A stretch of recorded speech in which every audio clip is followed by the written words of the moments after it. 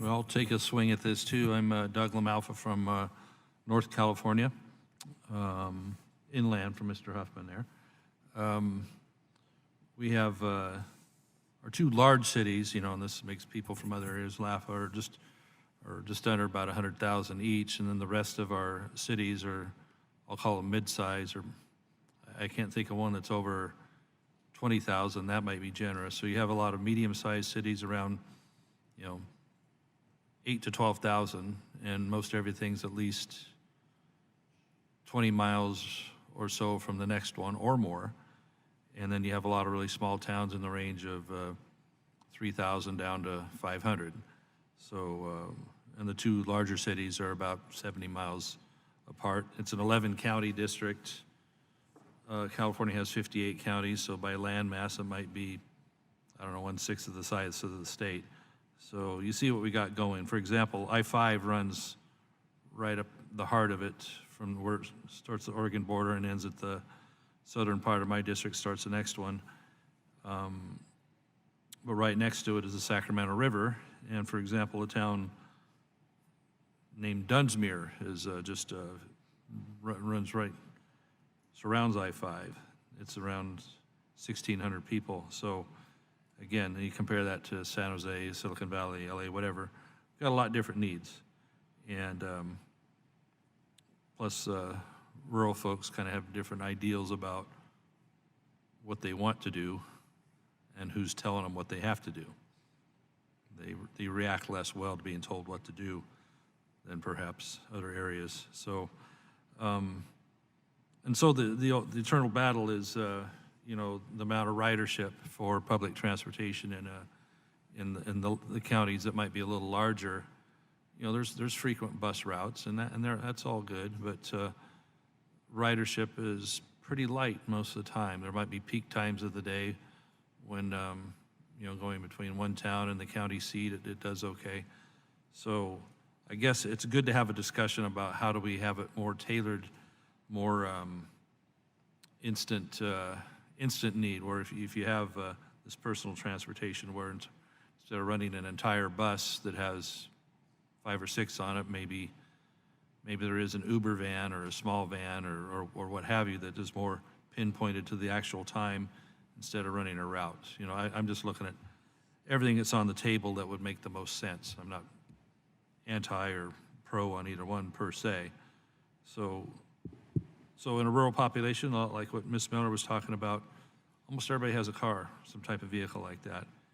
And if they don't, their neighbor, their relatives is probably taking care of them if they are needing transportation to a medical need, or they are getting that occasional, some form of cab ride. So, and it's tough for these rural towns to install, you know, bus routes and have a whole lot of public transportation. They might have a very limited amount that makes sense on a peak time during peak days.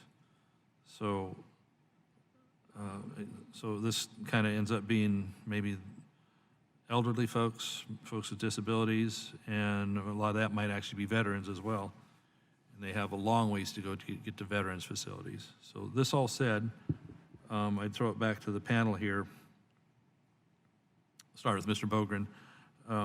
What are some of the ways we can achieve a on-demand mobility and in the much more rural areas like this, where you're not going to get the economy of scale? And is there a model for private companies to do that, or is there a reverse model of a federal, or excuse me, a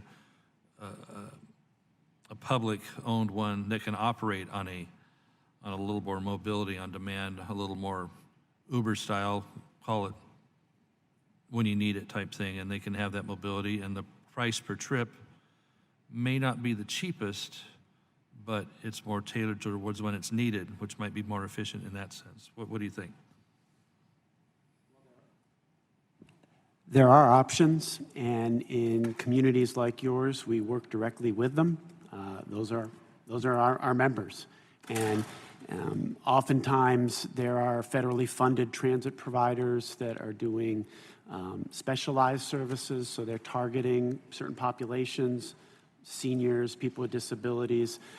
They're typically not doing that on fixed routes. They're doing that in the traditional demand response mode that we are trying to move into on demand. So again, I spoke earlier about those 24 and 48-hour advance notice windows that have traditionally been a part of those services. The concepts that the TNCs and the urban areas are bringing together can be applied in rural America. You're spot on that the approach has to make sense in the community. And so one big piece of this is really understanding population demographics and demands and needs. And it also has to take into account volunteerism in rural communities, which is different. It has to take into account those distances that you're talking about.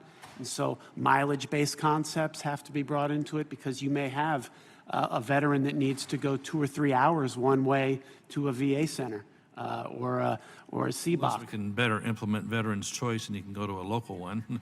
Different committee, different topic. That would solve a lot of problems on the transportation side. So those options are out there, and I think this next round of federal investment in surface transportation has to incent rural and smaller communities to adapt these kinds of ideas. And these sandbox grants that have been applied in rural communities are great tools to learn, and we're then engaged in taking what's learned and broadcasting that out across the country so that everybody can benefit from those.